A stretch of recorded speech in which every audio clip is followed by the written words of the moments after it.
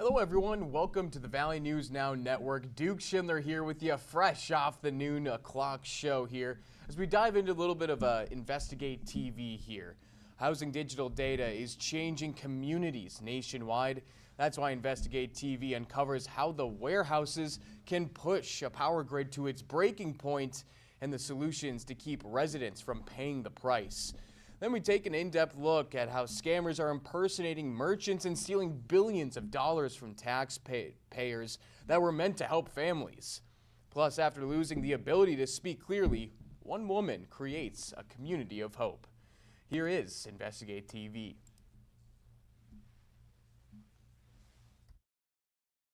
Housing digital data is changing communities nationwide.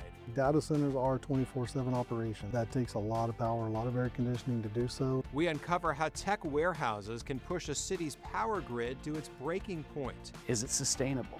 Not at the moment. And explore the fight to keep residents from paying the price.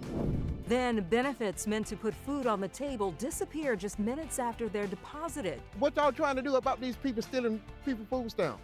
We'll explain how, from hundreds of miles away, thieves drain accounts of unsuspecting families and the steps to stop the sophisticated schemes.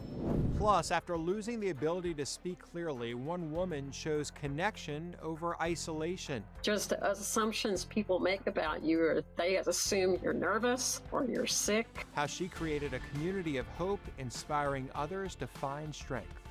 In-depth stories that inform and inspire. You're watching Investigate TV Plus.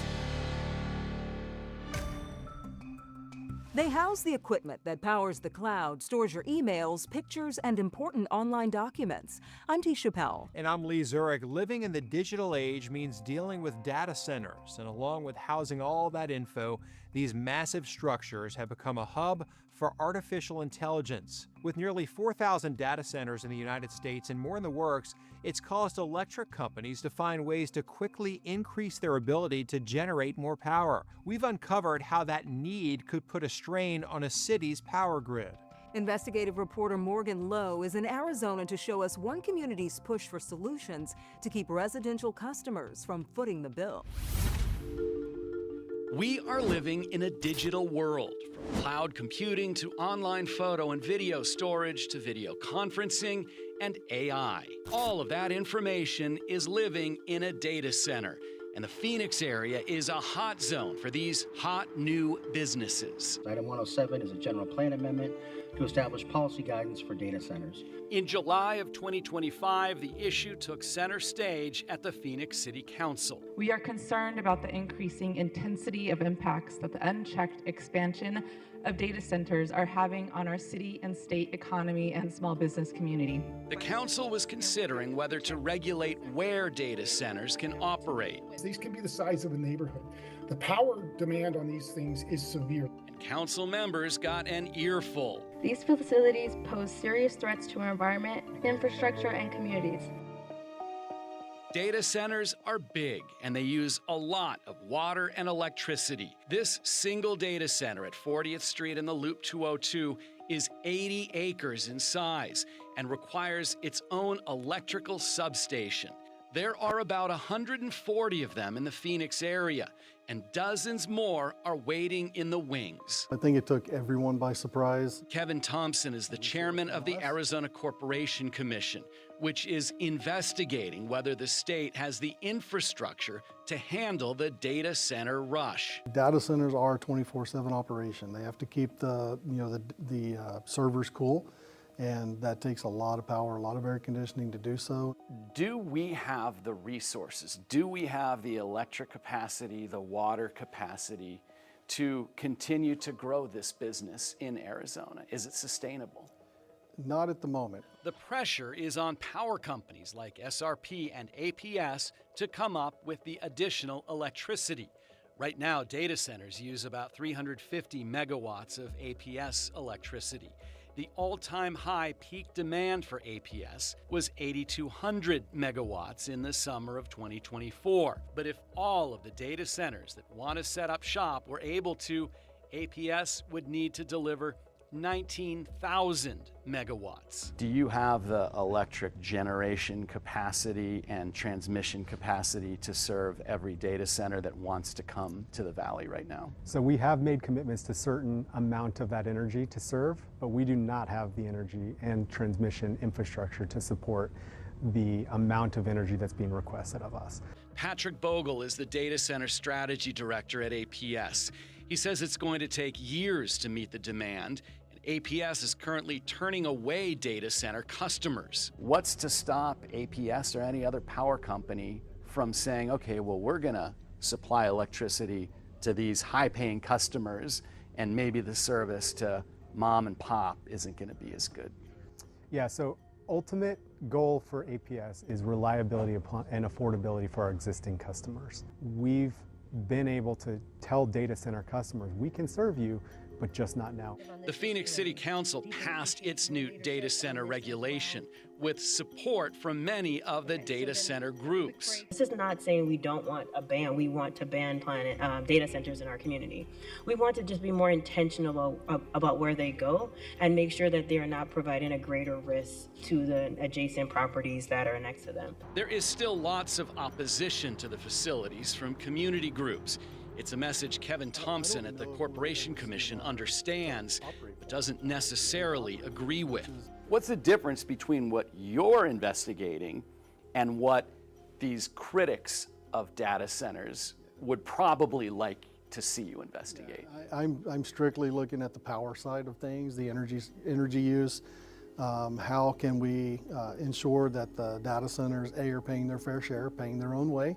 Thompson says the data centers need to pay for any infrastructure upgrades required to get them the additional power they'll need. Do you think that the utilities and the data centers are going to be amenable to that idea? I don't think they have a choice. The Corporation Commission and the power companies in Phoenix said residential power bills will not increase as they expand the grid. But consumer groups disagree, saying utility companies should show the money residents pay is used to upgrade infrastructure that serves their homes and businesses. And data center companies would pay for framework to support their needs. Our investigation also uncovered how some companies make deals to build data centers in residential areas without neighbors knowing. We've heard directly from folks that very often, under the terms of the NDA, the big tech companies reach a tentative agreement with local officials, and then the local officials say, okay, now we go to the public. But by then, it's a done deal. To learn more about the hidden toll of America's data center boom, head to InvestigateTV.com and search servers and strain. Still ahead, money for families struggling to pay for groceries gone in a flash. My whole $2.64 left me with 44 cents. We uncover how hackers are behind the scheme stealing federal funds. Then later, building a career from the basement. This is a little concert ukulele that's got a curly koa top. How one craftsman turned a $15 discovery into a decades-long legacy.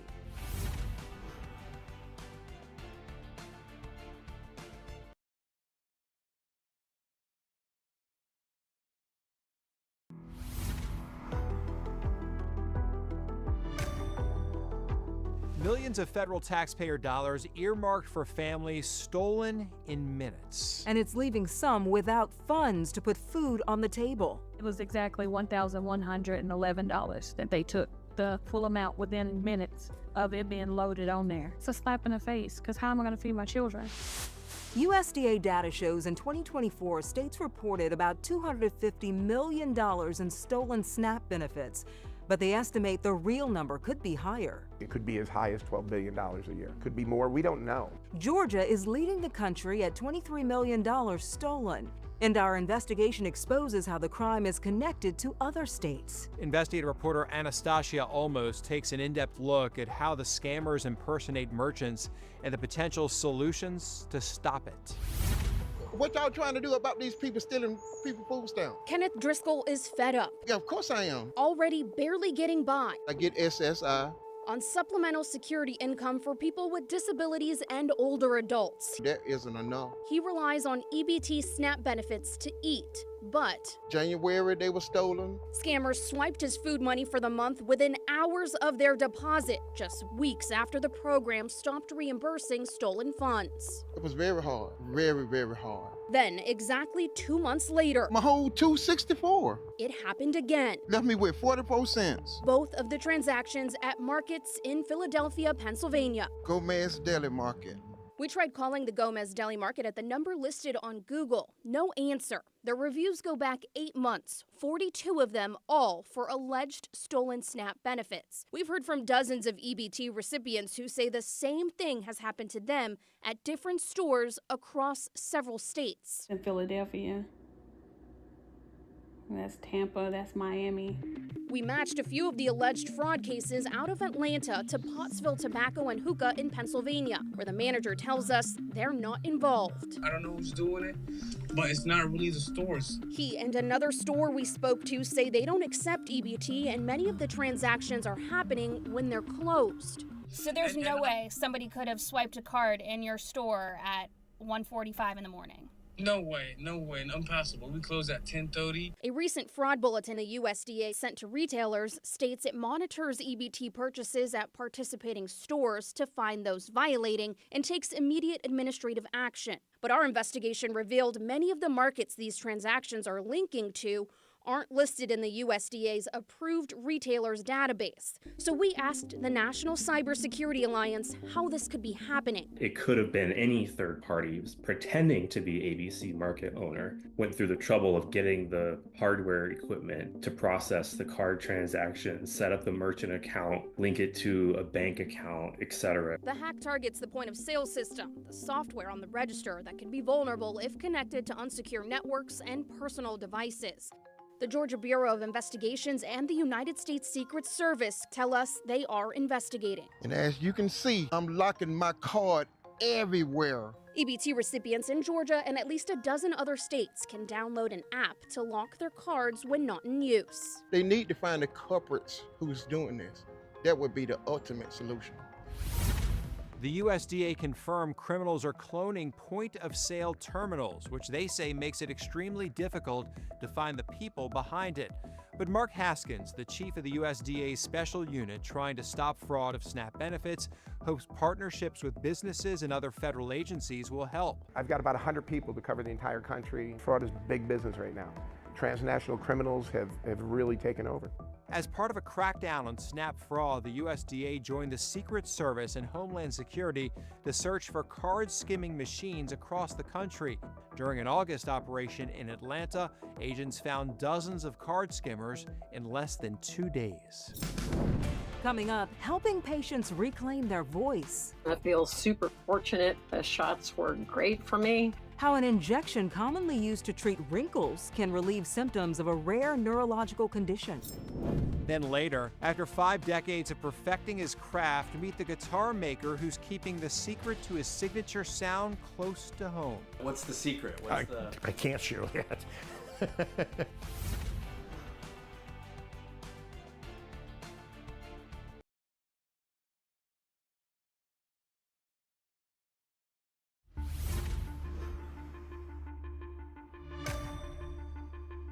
Imagine waking up one day, opening your mouth to speak, but what you hear is an unrecognizable voice. Words that once came easy now strained and labored, or they don't come out at all. Known as spasmodic dysphonia, it's a rare neurological disorder that causes involuntary spasms in the vocal cords. For decades, Health and Human Services Secretary Robert F. Kennedy Jr. has suffered from the condition. Today, Americans' overall health is in grievous condition. While the cause is not known and there is no cure, there are ways to help manage it. Reporter Justin Early takes a closer look at this disorder and introduces us to a woman in Waco, Texas, inspiring other patients by sharing her struggles. Rose Farmer's life changed forever in the mid-1990s when something started happening with her voice. I had trouble saying certain vowel sounds, and I would try to say my phone number, like 8034, and I couldn't get the O sound. I couldn't get it out. Listen to this recording she made in 1996 as doctors tried to figure out what was wrong. just wanted to give an example of my speech. Mike's outside working in the garage. That's my husband. Rose was in her early 40s at the time. Doctors sent her from specialist to specialist, but no one had any answers. My daughter was 7 at the time when I first got it, and speaking affects every aspect of your life. Eventually, she went to a speech therapist who used a camera to monitor her vocal cords as she spoke. Your vocal cords are supposed to do a sort of gentle rhythm like that. Well, mine were slamming shut and having spasms as I would try and speak. Finally, after 3 years, Rose got her diagnosis. She has something called spasmodic dysphonia. We're going to look at the left side of the brain because that's where language is produced. Dr. Saul Frankfurt with UT Dallas specializes in speech motor control. He's spent years researching spasmodic dysphonia, also known as laryngeal dystonia. And what it is a neurological voice disorder that affects the muscles inside the voice box. Doctors don't know what causes this, but they know it has a neurological origin. They also know it can be hereditary, but not always. It shows up in middle age, 40s and beyond, and it affects standard speech, but generally not whispering or even singing. Dr. Frankfurt also says voice quality can be worsened by stress or lack of sleep. Dr. Gregory Parks, a neurologist with Baylor Scott & White, explained the current treatments for spasmodic dysphonia. He says while speech therapy could help a little, a drug used in cosmetic procedures does the most good. Typically, the treatment for laryngeal dystonia will be probably a trial of Botox therapy, and that does help people in a significant number of cases. Botox injected into or around the vocal cords to relax them, preventing spasms, allowing for normal speech, but it's not a cure. In that you have to have continued Botox injections about once every 3 or 4 months, for continued relief. Rose Farmer began receiving these treatments in the 90s. And I feel super fortunate. The shots were great for me. But she remembers the feeling of isolation, that no one understood what she was going through, and the judgment someone with this condition can experience. Just assumptions people make about you, or they assume you're nervous or you're sick. So in 1999, Rose started a spasmodic dysphonia support group for Texas patients. We talk about insurance and doctors and trying to help each other figure out how to deal with the healthcare system.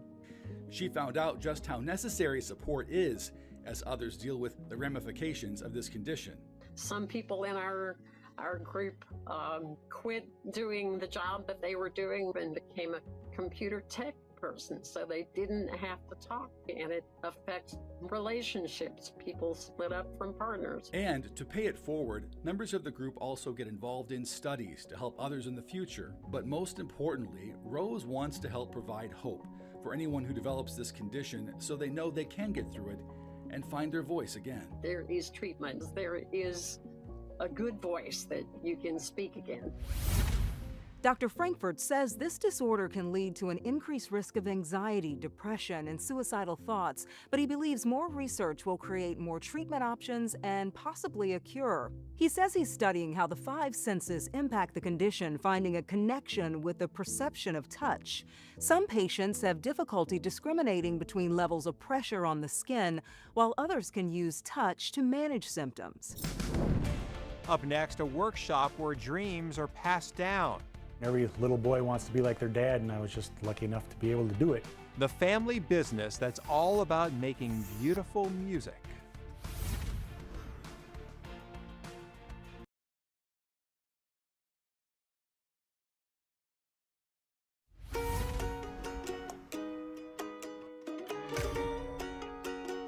Crafting a stringed instrument like a guitar takes finesse, as its shape and size can impact its sound. It takes craftsmen decades to hone their skill and build a reputation, one a father in Northeast Wisconsin plans to pass down to his son. Reporter Emerson Lehman takes us inside their workshop to see how the pursuit of the perfect sound became a family tradition.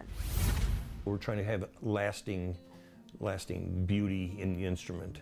Inside a small-town woodworking shop in Hollandtown, Wisconsin. The lower part of my house. It's safe to say Bruce Petros has found his niche. I've been doing this like for 52 years. One he strummed upon all those years ago while working as a tour guide in Colorado. There was this little tourist town that had, shops, and I found a guitar kit in this store. And it was like $15, and I took it back to the resort where I was living and put it together, and I looked at it and I went, wow, this is really cool, I could do this. And the growth hasn't stopped since. Bruce building his Petros Guitars brand into a well-known, well-oiled machine, supplying guitars, and now... This is a little concert ukulele that's got a curly koa top and curly bubinga back and sides. Ukuleles for musicians all over the world. You're listening to one of them being played right now. From collectors who probably rarely play them, to musicians who that's what they're making their living at, and hobbyists. Paul Simon has one. A bunch of other different musicians have them. Bruce has had some help along the way. Make a cabinet scraper, and that takes out all the sanding grooves, which would take forever to sand by hand. The eventual heir to the Petros throne, his son, Matt. It's just great to be able to create something with your hands. There's never been any pressure. I've never been yelled at by my boss or threatened to be fired. Or a lot of guitar makers, when they quit, what are they going to do? You can't sell a guitar making shop. You can sell the tools and the wood, and you can't sell your reputation. So this is kind of the ideal situation where the reputation is built in and it continues on. While there are some projects that stand out over others, like the 500th Petros guitar ever made, Bruce and Matt strive to make sure each one of their instruments they produce has that Petros sound. They sound better and they play better, figuring out the ways to, eke out every little bit of tone. A trick to the trade Bruce isn't keen on sharing. If you can share it, what's the secret? I can't share that. That's probably the only one that we've got that really does give us an edge, I believe. Except with his son, who looks forward to carrying on the musical legacy for years to come. Well, you'd grow up in the shop, that's all I knew, and every little boy wants to be like their dad, and I was just lucky enough to be able to do it. I never really took the time to think about how long it takes to make a guitar like that. Yeah. Just how perfect everything has to be. And they're beautiful, the finished product. Yeah, I've had several instruments. I have no idea who made them. But to have something where you know exactly where it comes from is just really cool. Yeah, really nice. Yeah. All right, that's it for us here on Investigate TV Plus. I'm Lee Zurich. And I'm T. Chappelle. Thanks for watching.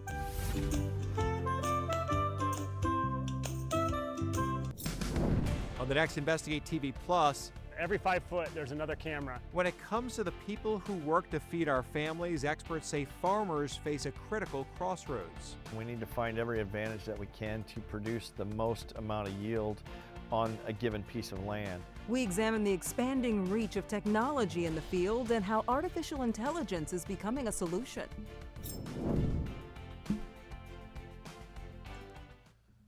All right, thank you very much for joining us here for Investigate TV on the Valley News Now Network. Thank you very much for tuning in.